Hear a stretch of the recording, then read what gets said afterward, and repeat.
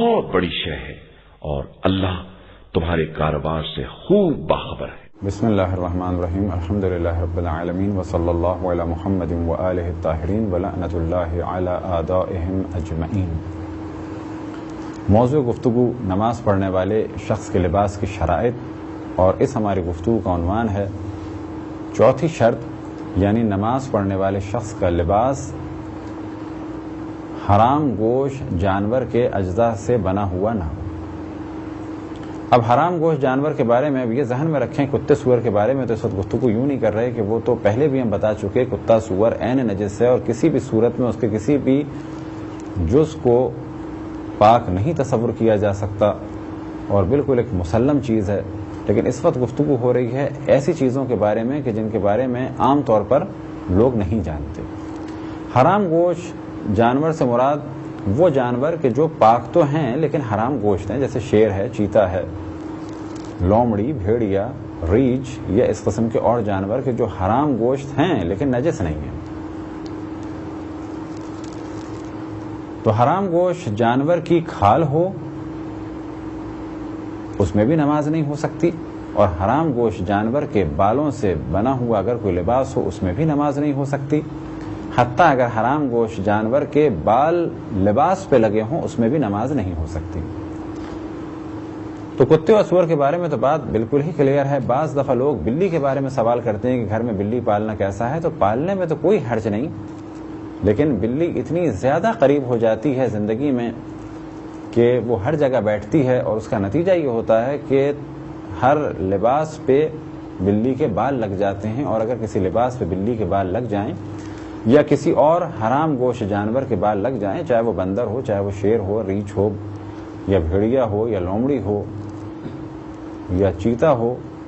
اگر اس کے بال لباس پہ لگ جائیں تو نماز نہیں ہو سکتی۔ تو کھال کے بارے میں واضح ہو گیا، اس کے بالوں سے بنا ہوا لباس ہو اس میں بھی نماز نہیں ہوگی، حتیٰ اگر اس کے بال لباس پہ لگ جائیں اس میں بھی نماز نہیں ہوگی۔ آغا سستانی فرماتے ہیں کہ اگر ایک بال لباس پہ لگ جائے تو اس میں کوئی حرج نہیں ہے، البتہ وہ بھی منع فرماتے ہیں کہ اگر بہت سارے بال لگ جائیں، جیسے کہ عام طور پہ گھروں میں اگر بلی پالی جاتی ہے تو وہ اتنا زیادہ بیٹھتی ہے صوفوں پہ اور مختلف چیزوں پہ کہ جو بھی اس جگہ پہ بیٹھے کہ جہاں پہلے بلی بیٹھی تھی تو اس کے جسم پہ اتنے زیادہ بال لگ جاتے ہیں کہ پھر نماز نہیں ہو سکتی۔ گلہری کو اگر شرعی طریقے سے ذبح کیا جائے اور اس کے بالوں کا فر لگا ہوا ہو لباس پہ تو اس لباس میں نماز جائز ہے، لیکن احتیاط یہ ہے، احتیاط مستحب یہ ہے کہ اس میں بھی نماز نہ پڑھی جائے۔ سی پی کے بٹن بنانے کا رواج دنیا بھر میں، لیکن سی پی عام طور پر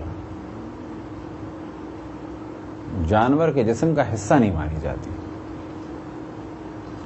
وہ کہ وہ جانور کے جسم کا حصہ ہے لیکن وہ مانا جاتا ہے بے جان حصہ، لہٰذا اگر سی پی کے بٹن ہوں تو اس میں کوئی حرج نہیں ہے۔ کھال کے بارے میں اس جانب بھی توجہ رہے کہ چاہے وہ حلال گوشت کی ہو چاہے حرام گوشت کی ہو، اگر یقین ہو کہ اس کو غیر شرعی طریقے سے ذبح کیا گیا ہے تو اس میں نماز نہیں ہو سکتی، لیکن اگر وہ مسلمان ملک سے لی جائے اور پھر شک ہو اور شک کی کوئی بنیاد بھی نہ ہو تو ایسی صورت میں نماز صحیح ہے۔ اگر کسی لباس کے بارے میں معلوم نہ ہو کہ یہ حلال گوشت کا ہے یا حرام گوشت کا ہے، معلوم نہیں ہے، اصلا علم ہی نہیں ہے، اور بعد میں پتہ چلے، یعنی ہم یہ سمجھ رہے تھے کہ یہ ہماری جیکٹ ایک مسلمان ملک کی ہے اور بکرے کی کھال کی بنی ہوئی ہے، اور بعد میں ہمیں معلوم ہو کہ بکرے کی کھال کی نہیں ہے بلکہ کسی اور حرام گوشت جانور کی کھال سے بنی ہوئی ہے، بعد میں اگر علم ہو تو یہ نماز صحیح ہے۔ لیکن اگر ہمارے پاس ایک جیکٹ ہے اور ہم یہ جانتے ہیں کہ یہ حرام گوشت جانور کی بنی ہوئی ہے اور آج بھول کے اسے پہن لیں اور اسی بھول کے عالم میں نماز پڑھ لیں اور نماز کے بعد یاد آئے یا نماز کے دوران اگر یاد آیا تو جیکٹ کو اتار دیں، اور اگر نماز کے بعد یاد آیا ہے تو اس سے نماز باطل ہوگی۔ البتہ بعض مراجع فرماتے ہیں کہ ایسا لباس کہ جس سے شرمگاہ کو چھپایا جا رہا ہو یہ شرط اس میں ہے، لیکن احتیاط یہ ہے کہ باقی لباس کے بارے میں بھی حرام گوشت جانور کی کھال سے اور اس کے بال سے بچا جائے۔